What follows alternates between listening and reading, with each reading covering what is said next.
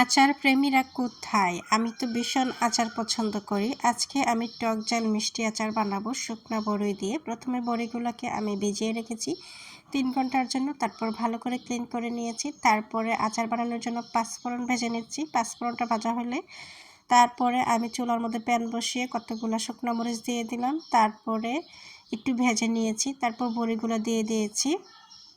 আর দিয়ে দিচ্ছি স্বাদ মতো লবণ, ১ চামচ হলুদ, ১ চামচ ধনিয়া, ১ চামচ জিরা গুঁড়ি, আর দিয়ে দিলাম গুড় দিয়ে নেড়েচেড়ে অনবরত গলিয়ে নিচ্ছি এবং কুক করে নিচ্ছি। তারপরে দিয়ে দিলাম ৪ চামচ পরিমাণ ভিনেগার। তারপরে যে পাঁচফোড়নটা ভেজেছি, পাঁচফোড়নটাকে গুঁড়া করে দিয়ে দিলাম। তারপর নেড়েচেড়ে রান্নাটা করে নিলাম। খুব সহজেই আচার বানিয়ে নিলাম।